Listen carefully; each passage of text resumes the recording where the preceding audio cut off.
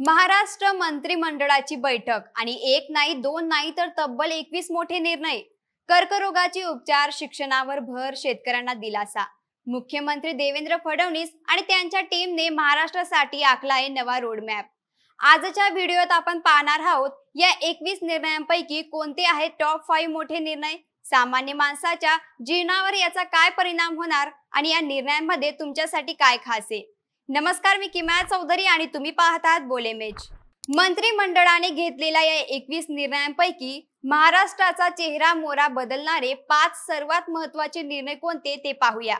पहिला निर्णय म्हणजे कर्करोग उपचारांवर मोठी घोषणा। हा निर्णय काय तर महाराष्ट्रात कॅन्सर उपचारांसाठी सर्वसमावेश धोरण निश्चित।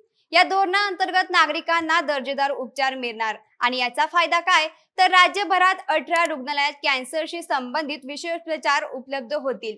यासाठी महाकेअर फाउंडेशन ही कंपनी स्थापन होणार, ज्यासाठी 100 कोटी रुपयांचा निधी मंजूर आहे। याचा सरळ अर्थ म्हणजे आता कॅन्सरच्या उपचारांसाठी तुम्हाला जास्त वणवण करावी लागणार नाही। आरोग्य सेवेतील हा मोठा दिलासादायक आहे। दुसरा निर्णय विद्यार्थ्यांसाठी सर्वात मोठा दिलासा देणार आहे। यात मागासवर्गीय शासकीय वसतिगृहांमधील विद्यार्थ्यांचा दैनंदिन निर्वाह भत्ता आणि विद्यार्थ्यांसाठीचा स्वच्छता भत्ता दुप्पटीने वाढवलाय। याचा फायदा म्हणजे हजारो गरीब व गरजू विद्यार्थी-विद्यार्थिनींना आता त्यांच्या शिक्षणादरम्यान जास्त आर्थिक मदत मिळेल। शिक्षण आणि राहणीमान सुधारण्यासाठी हा निर्णय महत्त्वाचा आहे। तिसरा निर्णय म्हणजे विकसित महाराष्ट्र 2047 व्हिजन डॉक्युमेंटला मान्यता।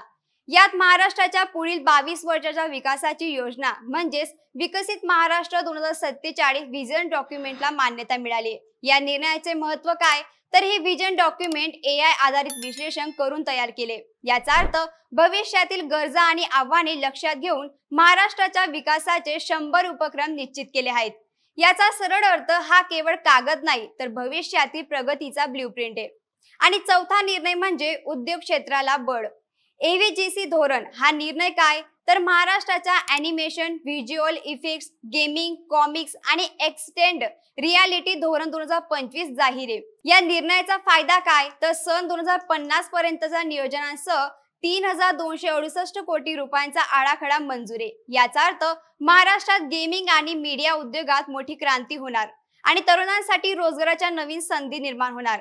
पाचव्या निर्णयात पायाभूत सुविधांना वेग, नवीन एक्सप्रेसवे। या निर्णयात सार्वजनिक बांधकाम विभागामार्फत भंडारा गडचिरोली दरम्यान 94 किलोमीटरचा द्रुतगती महामार्ग बांधण्यासाठी निधी मंजूर आहे। या निधीचा फायदा म्हणजे 931 कोटी रुपये खर्च करून तयार होणारा हा मार्ग विदर्भ आणि पूर्व महाराष्ट्राच्या कनेक्टिव्हिटीला गती देईल। विकास आता वेगाने धावणार आहे। तसेच इतर महत्त्वाचे निर्णय पाहिले तर इतर टॉप 5 निर्णयांव्यतिरिक्त मंत्रिमंडळाने अनेक महत्त्वाचे निर्णय घेतले आहेत, जसे की शेतकऱ्यांना दिलासा।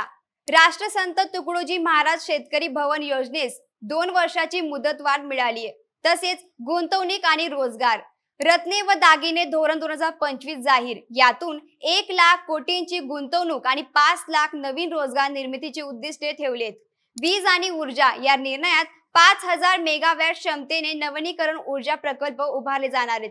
फडणवीस सरकारने घेतलेले हे 21 निर्णय फक्त घोषणा नाहीत तर आरोग्य, शिक्षण, पायाभूत सुविधा आणि रोजगार या चारही स्तंभांना बळ देणारे आहेत।